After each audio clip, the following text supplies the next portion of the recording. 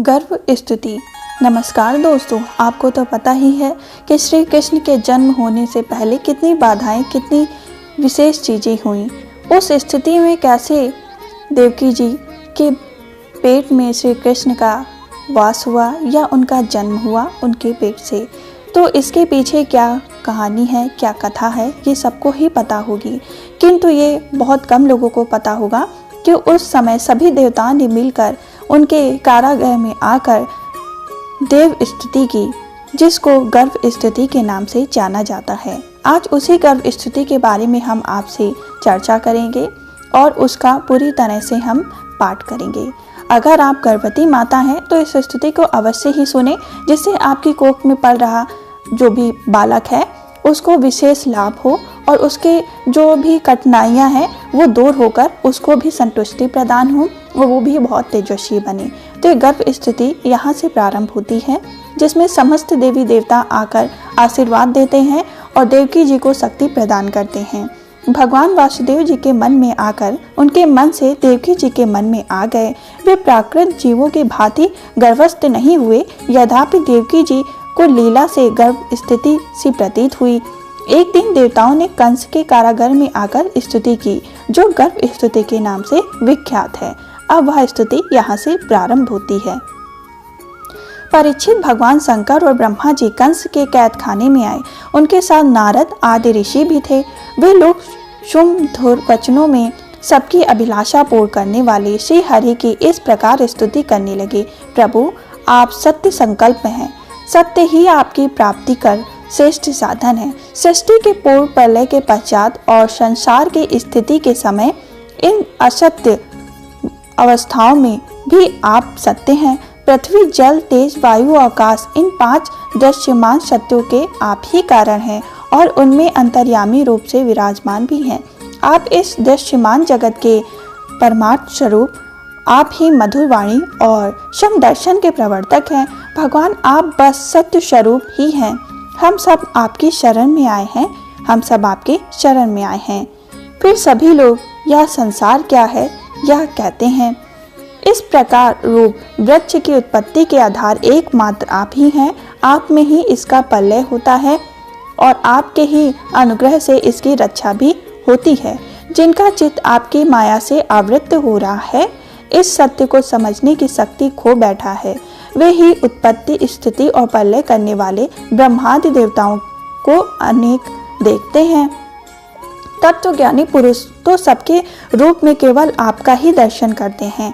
आप ज्ञान स्वरूप आत्मा हैं, चराचर जगत के कल्याण के लिए ही अनेकों रूप धारण करते हैं।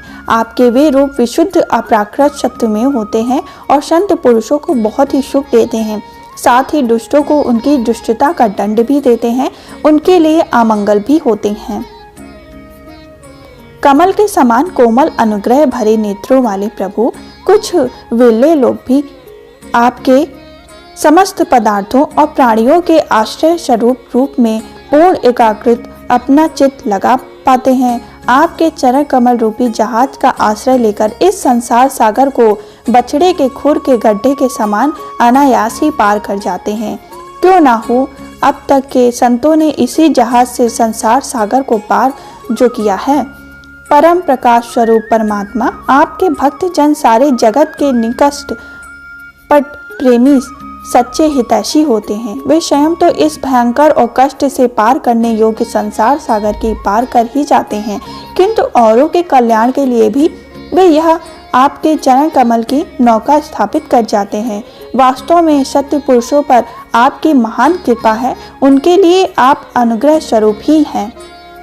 कमल नयन, जो लोग आपके चरण कमल की शरण नहीं लेते तथा आपके प्रति भक्ति भाव से रहित होने के कारण जिनकी बुद्धि भी शुद्ध नहीं है, वे अपने को झूठ, मूढ़, मुक्त मानते हैं। वास्तव में तो वे बद्ध ही हैं। वे यदि बड़ी तपस्या और साधना का कष्ट उठाकर किसी प्रकार ऊंचे से ऊंचे पद पर भी पहुंच जाएं, तो भी वहां से नीचे गिर जाते हैं। परंतु भगवान, जो आपके अपने निज जन हैं, जिन्होंने आपके चरणों में अपनी सच्ची प्रीति जोड़ रखी है, वे कभी उन ज्ञान अभिमानियों की भांति अपने साधन मार्ग से गिरते नहीं। प्रभु, वे बड़े बड़े विघ्न डालने वालों की सेना के साथ दारों के सर पर पैर रखकर निर्भय विचरते हैं। कोई भी विघ्न उनके मार्ग में रुकावट नहीं डाल सकते, क्योंकि उनके रक्षक आप जो हैं। आप संसार की स्थिति के लिए समस्त देहधारियों को परम कल्याण प्रदान करने वाला विशुद्ध सत्यमय सच्चिदानंद घन परम शिव दिव्य मंगल विग्रह प्रकट करते हैं। उस रूप के प्रकट होने से ही आपके भक्त वेद कर्मकांड अष्टांग योग तपस्या और समाधि के द्वारा आपकी आराधना करेंगे। प्रभु आप सबके विधाता हैं। यदि आपका यह विशुद्ध सत्यमय निज स्वरूप न हो तो अज्ञान और उसके द्वारा होने वाले भेदभाव को नष्ट करने वाला अप्रोच ज्ञान ही किसी को ना हो।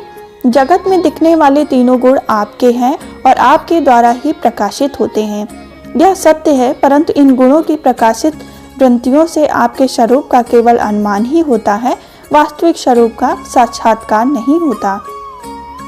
भगवान मन और वेद वाणी के द्वारा केवल आपके स्वरूप का अनुमान मात्र होता है, क्योंकि आप उनके द्वारा दृश्य नहीं हैं, उनके साक्षी हैं। इसलिए आपके गुण जन्म और कर्म आदि के द्वारा आपके नाम के और रूप स्वरूप निरूप नहीं किया जा सकता। फिर भी प्रभु आपके भक्त जन उपासना आदि क्रिया योगों के द्वारा आपका साक्षात्कार तो करते हैं। जो पुरुष आपके मंगलमय नामों और रूपों का श्रवण कीर्तन स्मरण और ध्यान करता है और आपके चरण कमलों की सेवा में ही अपना चित्त लगाए रहता है, उसे फिर जन्म मृत्यु रूप संसार के चक्र में नहीं पड़ना पड़ता। संपूर्ण दुखों को हरने वाले भगवान आप सर्वेश्वर हैं। यह पृथ्वी तो आपका चरण कमल ही है। आपके अवतार से इसका भार दूर हो गया है। धन्य है प्रभु। हमारे लिए यह बड़े सौभाग्य की बात है कि हम लोग आपके सुंदर सुंदर चिन्हों से युक्त चरण कमलों के द्वारा विभूषित पृथ्वी को देखेंगे और स्वर्गलोक को भी आपकी कृपा से कृतार्थ देखेंगे। प्रभु आप आज जन्म हैं। यदि आपके जन्म के कारण के संबंध में हम कोई तर्क ना करें तो यही कह सकते हैं कि यह आपकी लीला विनोद है। ऐसा कहने का कारण यह है कि आप तो दैत्य के लेस से रहित सर्वश्रेष्ठ स्वरूप हैं और इस जगत की उत्पत्ति स्थिति तथा प्रलय अज्ञान के द्वारा आप में आरोपित है। प्रभु अपने जैसे अनेकों बार मत्स्य हे ग्रीवा कच्छ नरसिंह वाराह हंस राम परशुराम और वामन अवतार धारण करके हम लोगों की ओर तीनों लोगों की रक्षा की है, वैसे ही आप इस बार भी पृथ्वी का भार हरण कीजिए। यदुनंदन हम आपके चरणों में वंदना करते हैं। देवकी जी को संबोधित करके माता जी यह बड़े सौभाग्य की बात है कि आपके कोख में हम सबका कल्याण करने के लिए स्वयं भगवान पुरुषोत्तम अपने ज्ञान बल आदि अंशों के साथ पधारे हैं। अब आप कंस से तनिक भी मत डरिए। अब तो वह कुछ ही दिनों का मेहमान है। आपका पुत्र यदुवंश की रक्षा करेगा। इस प्रकार देवता ने स्तुति कर कर वहां से विदा लिया और श्री कृष्ण का जन्म हुआ। दोस्तों, यदि आप गर्भवती माता हैं और आप संतान प्राप्ति की कामना करती हैं, पुत्र प्राप्ति की कामना करती हैं, तो इस गर्भ स्थिति को प्रतिदिन सुने और इसके फल को प्राप्त करें। इस फल को जैसा ही हम स्मरण करते हैं इस स्तुति को सुनते समय, वैसे ही संतान हमें प्राप्त होती है। हमें इस टाइम इतना ज़्यादा से ज़्यादा सात्विक रहना चाहिए, श्री कृष्ण की भक्ति करनी चाहिए, अपने मन को बहुत ही निर्मल रखना चाहिए, जिससे हमारी कोख में पल रहा संतान बहुत ही तेजस्वी हो और इस लोक के सभी सुख को प्राप्त करवाए आपको और वो खुद भी स्वयं भी प्राप्त करे।